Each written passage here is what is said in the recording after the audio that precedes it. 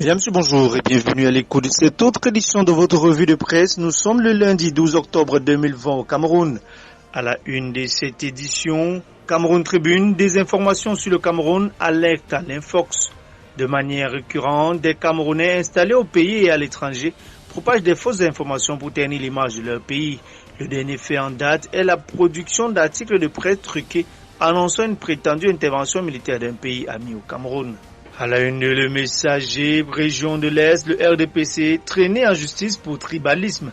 Une enquête introduite au tribunal administratif de Bertois au fin d'annuler la liste des candidats de la KDI au conseil régional validé par l'ECAM. Dans le septentrion, l'heure du Sahel titre à la une ce lundi régional, Guider, un conseiller municipal de l'UNDP demande le rejet de la liste de son parti. Le quotidien Le Jour de ce lundi titre en éducation, concours, coup de gueule des candidats recalés à l'ENAM. En santé à la une d'émergence, lutte contre la poliomyélite, le vaccin de toutes les polémiques. Rejeté par de nombreux parents, la campagne de vaccination a viré au drame national. À la une de Cameroun Tribune, le quotidien national, doute et suspicion sur les vaccins, la sensibilisation comme arme.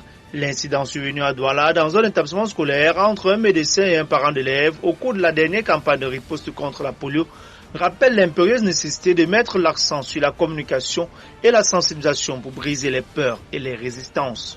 Toujours en santé, éco-santé, au nord du pays, près de 900 000 enfants protégés de la poliomyélite. Les chiffres ont été dévoilés par l'unité régionale du programme élargi de vaccination au cours de la cérémonie de lancement du deuxième tour des journées locales de vaccination dans l'ensemble de la région.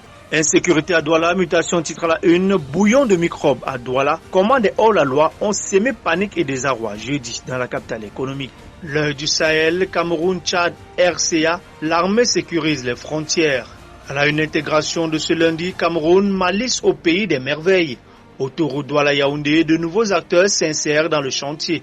D'autres le quittent en grinçant les dents. Le gouvernement a la confiance de l'accélération et de la décélération dans un contexte tendu et suspicieux. La reconstruction du nord-ouest et du sud-ouest aiguise des appétits. Plusieurs mains étrangères se bousculent pour poser de nouvelles briques dans cette partie du Cameroun meurtrie par la crise dite anglophone. Le quotidien national Cameroun Tribune en économie, taxation sur les téléphones portables et tablettes, les prélèvements dès le 15 octobre.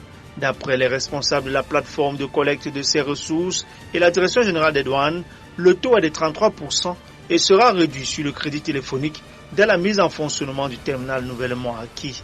À la une de Le Messager, nouveau tarif portière, le port autonome de Douala fait le point. L'autorité portière soutient que cette mesure est une décision souveraine du gouvernement et non une décision du directeur général. En économie à la une d'Eco-Matin, zone CEMA, comment résoudre le sous-financement de l'économie? Pour une croissance forte et créatrice d'emplois, les économies de la CEMAC avaient besoin d'un financement d'au moins 24 500 milliards de francs CFA en 2019, mais ont reçu moins de 20% de cette enveloppe, ce qui plombe le développement et hypothèque l'émergence entre des débiteurs qui ont du mal à rembourser et des banques surliquides et qui veulent éviter des défauts de paiement. L'on se dirige vers une impasse.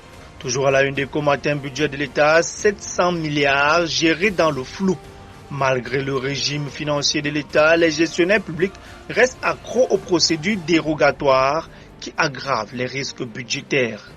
Défi actuel toujours en économie, recettes budgétaires, 5 055 milliards mobilisés en 2019 malgré le contexte économique et sécuritaire difficile.